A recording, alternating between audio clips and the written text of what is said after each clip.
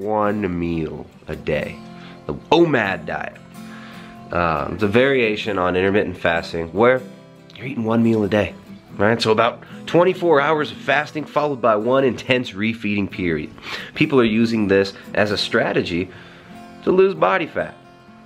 And in many cases, an attempt to regain metabolic health, get metabolic flexibility, the ability to effectively use fat as fuel, as well as glucose, right? So increasing your insulin sensitivity, maintaining stable blood glucose levels. This is what allows us to eat less, right? Stable blood glucose levels equal we are not craving sugar. We aren't craving that blood glucose regulation from the food intake because we're in that fasted state, right? Now the low insulin levels can be very, very helpful as well. Maintaining insulin sensitivity, very, very important, especially as we age. And if we're trying to lose body fat, high insulin levels and elevated insulin will block our ability to burn body fat. So keeping insulin low is a very good strategy. It's a major part of why intermittent fasting, one meal a day, ketogenic diets, low carb paleo diets are successful. That low insulin. So, the one meal a day diet sounds great on paper, right? You're making a strategy in your feeding time. You know, you're using meal timing to attempt to optimize fat loss. But just because it sounds great on paper and just because it might work for a lot of people doesn't mean that this is a magical panacea that's going to work for everybody. Right? Yeah, just because I do a keto diet doesn't mean that everybody in the world has to do a ketogenic diet long term. Just because I find myself eating a mostly carnivorous diet doesn't mean everybody's got to do that.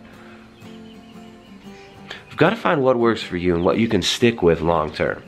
So if eating one meal a day is something that fits with your lifestyle, that allows you to function at a high level throughout the day, allows you the mental clarity, allows you the flexibility in your schedule, if it works for you, then do it. But just because it works for you doesn't mean there's got to be that way for everybody. Right? There's a million different brands of intermittent fasting out there now, right? So since we started our YouTube channel like 4 years ago, we've seen intermittent fasting skyrocket in popularity. It's amazing. And it's good. It shows that people are looking for strategies that go beyond just, oh, restrict your calories, right?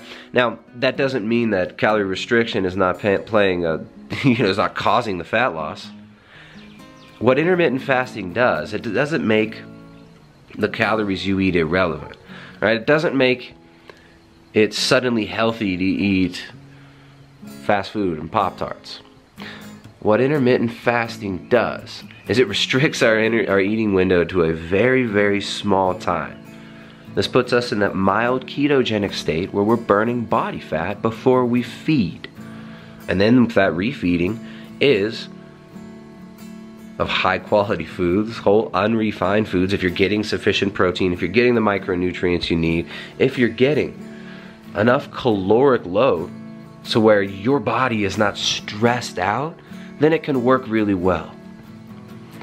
But there's certain cases where the one meal a day diet should most definitely be avoided.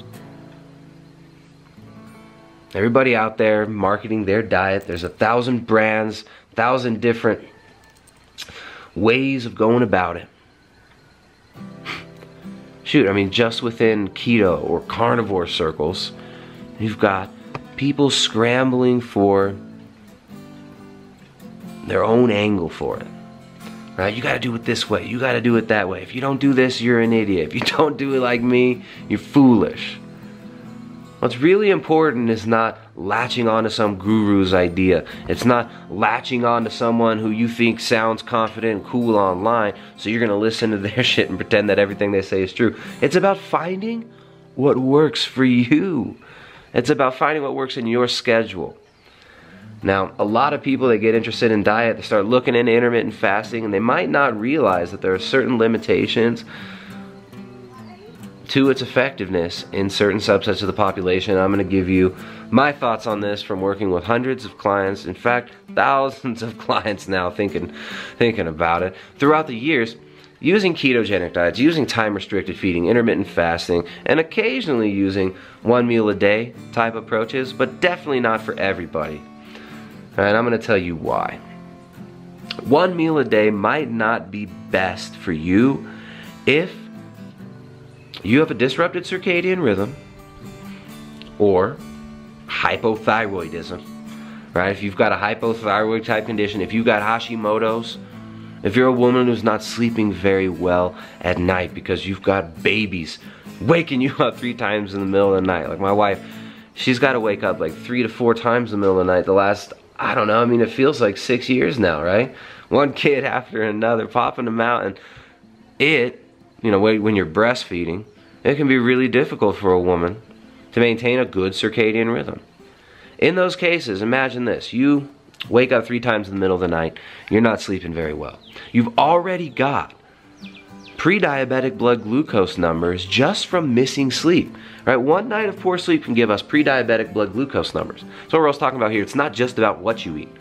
When you eat, chronobiology, the timing of your meals, has a very, very intimate relationship with our circadian rhythm, right? These internal clocks, which aren't really physical, they're mechanistic. Right, we've got these internal clocks that are regulated by light. When you wake up in the morning, light hits the eye, cortisol gets released. But there are also biological clocks in us that are regulated by food intake. These are called, in chronobiology, peripheral clocks. And when we eat, the timing of our meals will trigger certain hormonal responses. Like in the morning, when cortisol goes up, if you get a good meal in that's got sufficient protein, it's got some fats, cortisol levels are going to go down. Right? So feeding in the morning can be a good way to blunt that cortisol response and even drop your blood glucose numbers. Because remember, a poor disrupted circadian rhythm is going to give aberrant blood glucose levels. So in those cases, poor sleep, mamas who are under a lot of stress, who are already likely at risk of having, hypothyroid. In those cases, OMAD might not be a great idea. Another case is if you're trying to build muscle. If you're trying to gain weight, eating 1 meal a day and minimizing your eating window to such a small time can make it quite difficult to get in enough calories and digest those calories. So in that case, 1 meal a day, not going to be a great idea. If you've had gastric bypass surgery, if you've had a sleeve, which I get a lot of clients coming to us who are doing keto after gastric bypass. In fact, I think in our current keto and carnivore collective, which is our group coaching setup that we do, we use a live Discord server, we do several interactive live voice chats per week. We do 1 lesson per week and then 1 live Q&A every week. So you get a lot of interaction. It's really cool because it allows us to get a lot of data as well. We see different people from different walks of life, and we all get to interact with each other in the group coaching, which is really fun. People get more one-on-one time as well as the community aspect of it. What I see is, if you've had a gastric sleeve, which many people who are doing keto now have had a gastric sleeve, what's really cool about keto is the meals are smaller. They're more calorie dense in a smaller package, right? So if you have a big steak, like it's not that large. 1 pound of steak, calorically, nutritionally, very, very dense. But it's not very big in your stomach, whereas the same amount of calories coming from bread, pasta, these really big expansive foods, even fruit, is gonna feel totally different in the stomach. So with gastric bypass, you need smaller meals. Eating 1 meal a day in that situation, not going to be a great idea. Okay, if you're trying to gain weight, if you're looking at putting on a few pounds of muscle, having at least 2 to 3 meals a day is going to probably be a better way to go about that.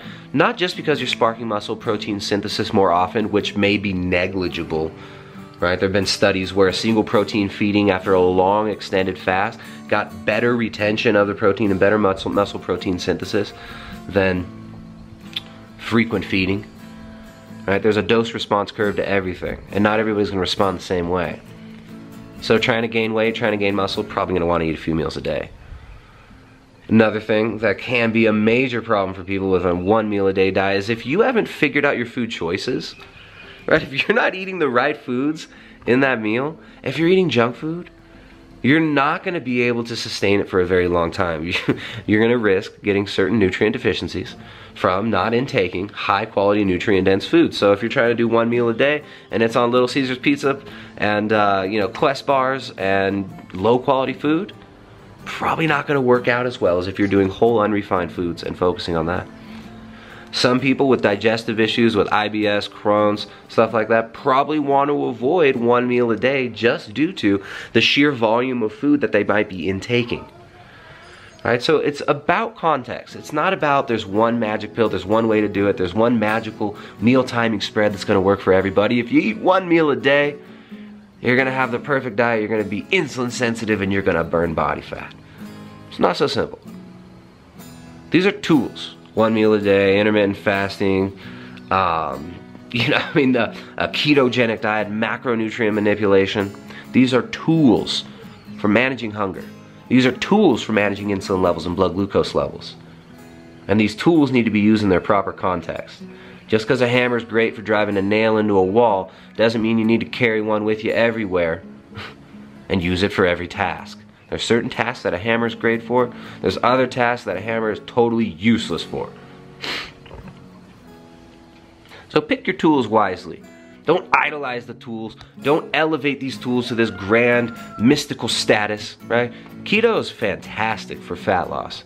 A ketogenic diet, if well formulated, is great for losing body fat because, not because it's if you just eat keto foods, you can't gain weight. Not just because if you're in ketosis, you can't gain body fat. I see lots of people gaining weight on a ketogenic diet. In fact, many of our clients who come to us after overeating on fat on keto because they're obsessing over this 80% fat magical macro. And they don't get the results they want because they're overeating fat, right? Keto can help manage hunger. It doesn't negate the importance of the quantity of food we eat. We can still overeat no matter what diet we're on. So, making sure to get in nutrient-dense, unrefined whole foods should be the first step when you're trying to formulate a long-term habit, a long-term habitual dietary framework. Must be based on whole, unrefined, nutrient-dense foods, right?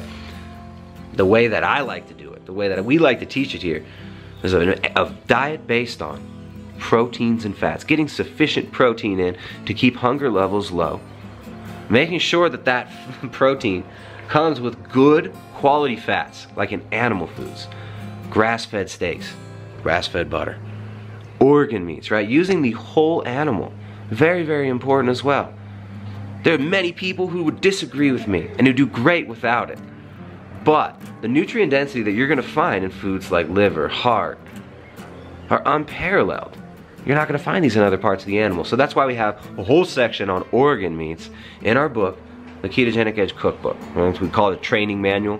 It's not just a list of recipes. Our goal with this book is to train people how to be comfortable in their kitchen making nutrient-dense, whole, unrefined keto foods.